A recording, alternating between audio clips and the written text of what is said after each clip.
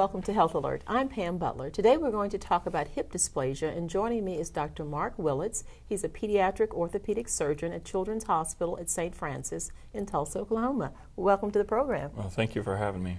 Now, tell me before we start on our subject about being an orthopedic surgeon, because there may be some people that wonder, how do you become that, and exactly what all do you do? The road to becoming an orthopedic surgeon starts in college. I got a degree in biology, and took a MCAT examination for entrance into medical school, and then was accepted into medical school in Houston. I spent 4 years in medical school in Houston, and then applied to do an orthopedic residency program, which was 5 years. And then after 5 years of doing orthopedic residency, I then applied to do a fellowship, which was another year, which was specifically for pediatric orthopedic surgery. And then after that year, entered into practice. So it adds up a little bit. The quickest route's about 14 to 15 years if you go straight through without any breaks. So now, thinking about that, how can people, because sometimes when we talk about physicians and making sure you get a qualified physician and someone who knows their specialty, what's the best way for us to do that as the consumer, you know, the client? What would you say? Do we ask to see your certificates on the wall? Do we ask, can we talk to previous people that you've operated on? I mean, that's what they tell us to do with car repairs and other things, but does it work that way in medicine? Tell us. Right. Well, if you're looking for an orthopedic surgeon in general, you usually can find them on like the Academy website for orthopedics, American Academy of Orthopedic Surgery. You can locate orthopedic surgeons within your area within a particular subspecialty of the field, like if you're looking for a knee replacement, or if you're looking and your child has scoliosis or something, they're 13 or 14 years of age, they'll be able to find doctors who have been trained and are qualified and have been board certified in those areas. In orthopedics, it's extremely rigorous because once you've completed your 5 years, you have to sit a very rigorous written examination, but you also take yearly examinations during your residency that you must show continued progression and increase in your scores. And then once you've finished your fellowship and been out in practice, you after your first 2 years of practice, you have to come back to the Academy and the American Board of Orthopedic Surgery and actually sit an oral examination after you've already been practicing for 2 years. And that and the questions and what you get tested on are the patients that you've taken care of in those first 2 years. You have to collect those patient information, of course not identifying patients because of all the HIPAA stuff, but they're identified with an identification number. You present that to the Academy. The Academy says, we want you to bring the information on this selected number of patients, and then you sit and go through a very rigorous process with a group of physicians who have been in practice for years and who have really written the textbooks and done most of all the research within the field, and they basically, for lack of a better term, just drill you for 6 hours on all the things that you've done. Why did you do that? What research have you read that backs you up in doing that? So you have to have an accountability for why you do things and how you do it. It's all evidence-based medicine. You can't just say, oh, I felt like doing that. Right, and that's important to know because sometimes we hear in the news about people that go to physicians or people that have really bad results and the person really had no experience, they had no nothing. So it's good to know in orthopedics, especially with pediatrics, there is a rigorous, when you get there, we know you're there. You've gone through everything that's required. Yeah, and then also, too, you have to continue your medical education. For me, I'm required to do a certain number of continued medical education hours every year that are unscored, meaning just going to conferences. There's several major pediatric orthopedic surgery conferences every year through the Pediatric Orthopedic Society of North America, International Pediatric Orthopedic Society, and others, as well as scored CMEs, where every year I take self-assessment examinations. The Academy will send me 200 or 300 question test over my specific specialty, or I can pick even other areas in orthopedics if I want to, just to keep myself refreshed in some of those, even though I don't do them every day. But actually answer those, submit them on the computer, and then get scored and get credit hours for that. So you have to do what's called a maintenance of your certificate, and every 10 years, not only do you have to have so many hours of scored and unscored credits, but at 10 years, you have to actually go sit another board examination. And so, and that is all based on continuing to make sure you're reading the Journal of Bone and Joint Surgery that comes out every month, or the Journal of Pediatric Orthopedic Surgery that comes out every couple of months within your and different journals in your specialty, which are all the latest research that's being published on a monthly basis. Okay. What are the findings, and comparing back to other research to say, okay, why is this information now better than what we've known before? Why is it that we should be altering what we're doing a little bit more towards this than doing it the way we were doing a year ago? Excellent. And so it changes constantly. So it's almost another job to keep up with it, and to stay current. And so I think people in the field of orthopedics, when they're going in to see their orthopedic surgeon, I think for the most part they can be confident that their orthopedic surgeon has been through those rigors and is qualified. And then, of course, it always comes from patient experience. I mean, I do have families who say, is there a kid I can talk to? Is there a family we can talk to that's had this operation with you? I actually have a Facebook page that allows patients to go in and type in, by volunteer completely, their experiences coming to my clinic, surgery with me, what they thought about even my staff in my clinic, how they were treated in the clinic, how they felt I answered their questions, and how they felt their surgery and hospital experience went. They can type in their experience.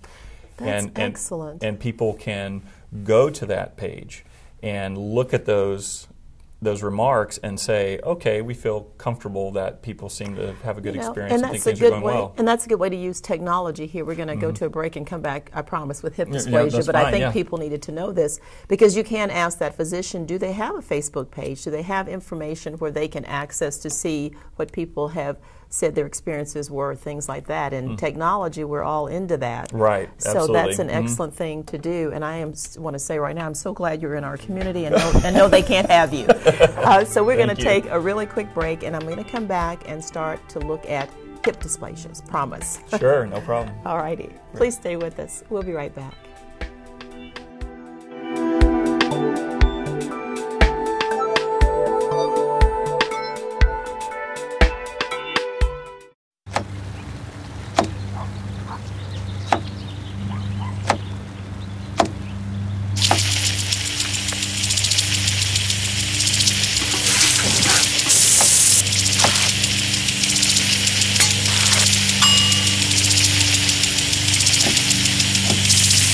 Clean kitchen surfaces, utensils, and hands with soapy water. 1 in 6 Americans will get sick from food poisoning this year. Keep your family safer. Check your steps at foodsafety.gov. In 1977, in Johannesburg, South Africa, an 8-year-old boy picked up the game of golf from his father. By the age of 9, he was already outplaying him. The odds of this gentle lad winning the Junior World Golf Championships at the age of 14, 1 in 16 million. The odds of that same boy then making it to the US and European Pro Golf Tours, 1 in 7 million. The odds of the Big Easy winning the Open Championship once and the US Open Championship twice, 1 in 780 million. The odds of this professional golfer having a child diagnosed with autism? 1 in 110. Ernie Els encourages you to learn the signs of autism at autismspeaks.org. Early diagnosis can make a lifetime of difference. Welcome back to continue our discussion talking about hip dysplasia. Joining me is Dr. Mark Willits. He's a pediatric orthopedic surgeon, and he's with the Children's Hospital, St. Francis in Tulsa, Oklahoma. Let's jump in. I'm so excited here. I should say to start our discussion on hip dysplasia, because I thank you again for clarifying how to look at a pediatric orthopedic surgeon and your rigor and what things we can ask and look for, because that's all very important. Now, hip dysplasia. What is hip dysplasia? Let's just start with the basics. I mean, that's a big dysplasia. What is hip dysplasia? Right. Hip dysplasia is actually a lack of development of the hip joint in utero when the child is developing. Basically what it means is the socket of the hip joint, because the hip is a ball and socket joint, the socket of the hip is not developed correctly. It's not as round as it should be. It's not communicating or articulating, as we call it, with the ball of the hip as it should be. It's more shallow, and basically the hip is unstable in the child. In fact, some kids are born with hips that are so unstable at birth that on examination by their primary care doctor, the primary care doctor can actually dislocate the hip and put it back in the socket. Wow. And so hip dysplasia is an issue that, or is a problem that needs to be detected very early. And luckily for us in the United States, because of the very rigorous teaching of the primary care doctors in our country, and with the pediatricians and the family doctors, every child that comes out and is born undergoes a specific physical examination, what we call a Barlow test and an Ortolani test, to look for instability in their hips, hip clicks, abnormalities on exam. And if there are abnormalities on that examination, or there is history with the family with having problems with problems in the family with hip dysplasia, these kids will undergo ultrasound examination of their hips to look at the sockets to see how the hips are formed. Okay. Well, let me stop you here just for a minute here, and then we're going to get back to that, because you said a couple things that I think people probably are picking up on too. You said this is in utero, so when the child is in development. Right. Okay. Now, some people may say, let's back up a minute, Doc. How did it happen? Was it because the mom did not, it's always the mother, but it never really is. Was it because the mother did not take her prenatal vitamins? She didn't have good care? Maybe she was on some type of substance abuse.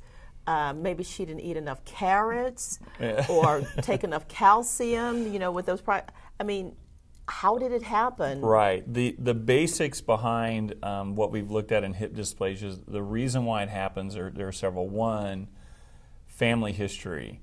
If you have a history in the family of a child, usually more females than males usually, but being born with a hip problem, that can carry over genetically. Okay. Second of all, it's in utero positioning. Kids who are in a breech position, and there are several. There's footling breech where one foot's hanging down below, hanging down below the kid and the rear end's facing downward. Okay. There's regular breech where the kid's in the regular fetal position, but the rear end's down and the knees are up in the chest and folded in. And then there's frank breech where the feet are up by the head and the kid's legs are out straight. What happens in that position is that the socket of the hip is reliant on the ball being there for it to develop in a child. And in a breech position, the ball of the hip is facing away from the socket and the pressure is not being applied into the socket that needs to be there for it to form. Okay. And so kids who are in a breech position have an increased risk. Kids who are in multiple births, meaning twin, triplet pregnancies, are at an increased risk. Because they've got to share such a small space. They're sharing space. Positioning can get a little off. Absolutely. Okay. And then if a mother loses fluid during pregnancy, they get what's called oligohydramnios, which is the amount of fluid is low in the utero. It causes tightening and cramping. Okay. And then first pregnancies. Being a mother's never been pregnant before, the uterus doesn't quite stretch out the same as it does if you have another child. It's a little tighter fitting. So we always look at, are they firstborn? Were they breech? Was it a multiple birth? And female is also accountability there, which we don't really quite know why. Why the female is affected more than the male? We're not quite sure exactly. We think it might have to do with just more overall maybe ligamentous laxity or something in the child, but it seems to play a part. Okay. And then family history. So if we know there's a child who's born as that family history who is breech, who's a firstborn child and female, they all will get examined with ultrasound on their hips, or should. Okay. Let me ask this question, because we'll get back to ultrasound. In this in utero kind of position, which people may wonder, Well, doctor, medicine is so wonderful. I mean, can you not follow the pregnancy? And if the positioning is wrong, is there some way you can flip the child? I mean, when we think about flip this house, flip this car, I mean, you know, really, sometimes we think medicine is so advanced that there should be something you can do in utero to correct this. Right.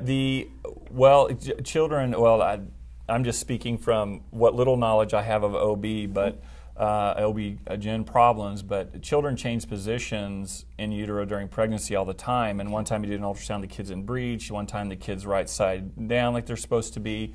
But some children just have a tendency to sit in a breech position in a period of time when the hip development is most crucial. Okay. And but when those kids are born, if there's diligence in the examination, if there's diligence in getting the ultrasounds that should be done, those kids can be detected that have shallow sockets in their hips, have this hip dysplasia. Even the kids who are born with frank dislocations, I have children who come in my office that actually their hip is dislocated at birth. It's not even in the socket. Okay. And we can begin very early treatment with a particular type of brace or harness that's called a Pavlik harness that will reposition the ball of the hip towards or into the socket to allow the hip to go into the socket and to cause pressure in the socket for the hip to form by wearing a brace. So that can even happen after, like you're saying, after the birth process, because sometimes we think, well, what we're born with, that's it. But this is a situation where you can actually change that dynamic. Right. You can actually treat with a harness in most situations, and 85 to 90% of the time have a successful outcome. And the reason for that is that in a child's hip when they're born, it's still cartilage. It hasn't ossified yet or had calcium laid down on the cartilage scaffolding. So cartilage is very moldable. And if you position the ball of the hip correctly with the harness in the correct position and get that ball of the hip in there, the harness actually allows the child to kick their hip around. And it kind of rolls and molds and it makes the socket deepen. And that change in the socket shape can be followed with serial ultrasounds, which I just do in my office. It's a quick 4-minute, 5-minute ultrasound examination. I can track that child's hip development while they're in that harness, and over a period of months when they're very young, the vast majority of them will correct the cartilage scaffolding of the hip to a correct position and measurement, and then from that point I watch their bony development as it fills in and gets calcified, or what we call ossified, and can make sure that that fills in over time. And so you can ultrasound kids up till they're 6 or 7 months of age, and then as the bone begins to fill into the hip, the ball of the hip and the hip socket itself, you have to go to more regular x-ray because that ossification or that calcification kind of blocks the ultrasound image a little bit. And so that sounds like within 6 to 7 months you're going to begin to see these changes initially that you're wanting to see. Okay, what I'm going to do is take another quick break and come back, and I want to talk about sort of some of the downsides, if there are any, of treatment or lack of treatment. Okay, sure. Yeah. Please stay with us. We'll be right back.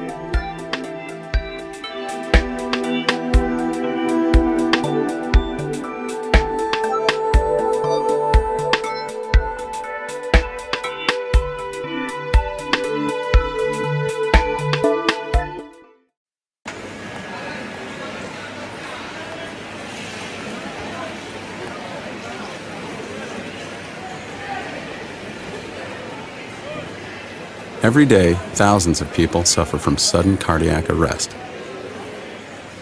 Would you know how to help? Or would they be all alone?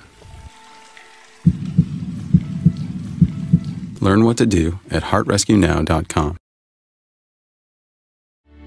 It's one of DC's biggest killers. But I'm fighting back. But I'm fighting back. But we're fighting back. Colon cancer is 90% preventable. If properly screened and detected early. Get tested. Get tested. If you're over 50 or have a family history of cancer, set up a colonoscopy. Set up a colonoscopy. Or log on to CRISPRlife.org for all the details. And get on with your life. Get on with your life. Welcome back to continue and complete our discussion talking about hip dysplasia. Joining me again is Dr. Mark Willits. He is a pediatric orthopedic surgeon at Children's Hospital in Tulsa, Oklahoma at St. Francis. Let's jump in. All right. Now, we were talking about correction for the hip dysplasia and the brace that you can put on the child and that type of thing. Before I get to sort of some of the limitations that may bring, if any, I do want to go to, well, let me do it this way. Let me talk about that, and then I want to talk about what if it's missed and that does not happen. So tell me, okay, we've braced it. Right. Within 6 to 7 months, you're starting to see the bone development and you continue to follow the progress. Does this interfere, because kids are starting to crawl and do other things, does any of this interfere with being able to learn that skill normally? Do they end up with a limp throughout life? I mean, tell us about the progression. Right. Yeah. If the hip formation normalizes, you really don't see a child have developmental delays in their walking and their function. Yes, they may walk a little later, but they walk and do all those things. Most kids have to be, if we get them in the first week or 2 month of life into a harness, over a period of 3-4 months, we can get them through the harness and then into regular checkups, and when they're 6-7, do that X-ray, make sure the bone's developing normally, and then they're pretty much meeting all their normal things. Now, there are some potential complications with being treated with a harness, but those complications are not outweighed by all the benefits of being treated by a harness. Right.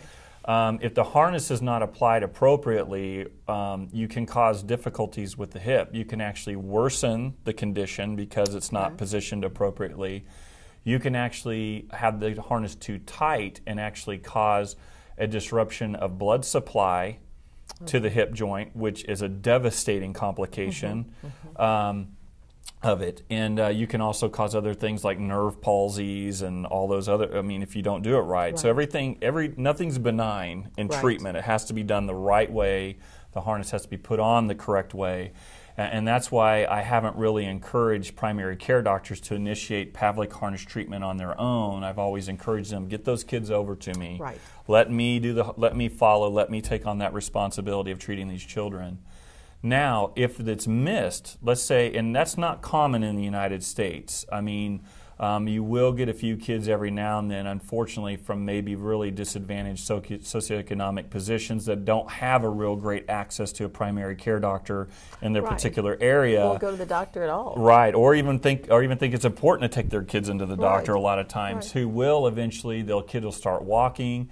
And they'll show up and they'll be like, well, my kid's leg length is different. This leg is shorter than the other, and they limp and they seem to drag that leg behind them. And I immediately look at them, examine them, and I'm like, oh no, this hip's not in place. The problems with missing hip dysplasia is that although a few of them may correct themselves, if it's not very severe, it may correct itself on its own. The majority of them will go on and develop more severe problems and eventually a permanent hip dislocation that it's out of the socket. Is that creates a lot of pain and discomfort for the child, or is it a painless? Because like you said, if it's missed and they come in later, you see this discrepancy, but has the child been complaining of pain, or it really doesn't have pain associated with it? No, usually not. It's just a painless limp. They're wondering why it's different, and then when you examine them and you say, I always tell them, I think I know what's going on, but let's get an X-ray. And then, because a picture's worth 1,000 words, to be able to say, here's a picture of their hips on one film, this one's normal, this one is not. And depending on the age of the child, depends on what you do. If they're 6 months, 7, 8 months of age, a year old, a lot of times you can take them to the operating room, put them under anesthesia, do a reduction of the hip under anesthesia with an arthrogram where you inject dye in and make sure the hip's in the socket, and then hold them in a cast. Called a spica cast that would put them in the similar position of the harness, that the harness would. And then they go through 6-week intervals, anywhere from 12 to 18 weeks in a cast, coming back for repeat examinations under anesthesia and arthrograms that will allow you to get the hip joint to develop. Kids who come in later on at 1.5 years, 2 years of age, 3 years of age. I just had a girl from Mexico who was 4 years of age who came in to see me.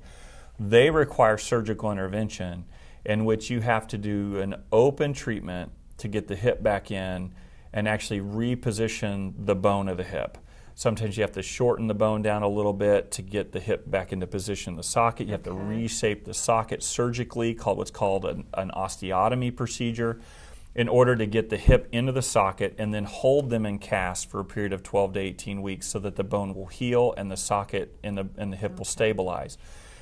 So it can be anywhere from a simple check on the kid and say, okay, we have just a little bit of immaturity in the hip, we don't need to go on the harness, it's going to be fine, versus we have true dysplasia, we need the harness, versus the harness didn't work. Now we got to do casting and that, or the hip, this got missed, we're going to cast, versus surgery. And then in kids, and then you have to follow these kids up till they're teenagers, because they can have small amounts of residual deformity left even after all of these treatments that when they become a teenager you have to correct. Let me ask this question in our last minute here. In terms of once there is some correction, regardless of whether it's younger or later, does it interfere with the child playing sports or certain activities later as they're developing and going into those teen years where maybe these things are much more important? Soccer, football, basketball, those types of things, water aerobics. Right. No, they're able to do all the things that they want to do. What will happen for me is that I'll have the 14 or 15-year-old female who will come in and say, you know, every time I run cross country, my hip hurts me after I've been running for a little while. I don't know why. It gets better when I rest, but it hurts me when I run. I take Advil, I do better. Right. I just don't know why, and it has never hurt me before. Lo and behold, I do an examination, they have a little pain on exam, I get an x-ray, I measure the cups of the hips and their angles and compare, and sure enough, in one hip, the socket is a little shallower. It's not quite formed all the way. And they were probably a kid, and if you ask them in their history, like, oh yeah, she wore a brace when she was young, as a baby. Or, no, never wore anything, but what happened is they had such mild dysplasia that it didn't show up on examination, and now as they're older, it's more of a problem, and they require intervention and surgery to reshape the hip so that they will limit arthritis development in the hip and potential problems later on. Okay, so there's still help even if there's lack of good correction and or missing that correction. Right, it just becomes more invasive. Thank you so much for joining me and highlighting something that we didn't know about. Thank no you, problem. Doctor. Yeah. Well, that's our show. For Health Alert, I'm Pam Butler. I'd love to hear your questions, comments, or suggestions for future shows. Please write me at Health Alert USA, P.O. Box 50913, Tulsa, Oklahoma, 74150. Or if you're on the email trail, please email me at healthalertusa@gmail.com. And also visit me on YouTube at youtube.com/Health Alert USA. And remember, take your child in, get regular routine checkups, and make sure you follow the doctor's orders. Take care.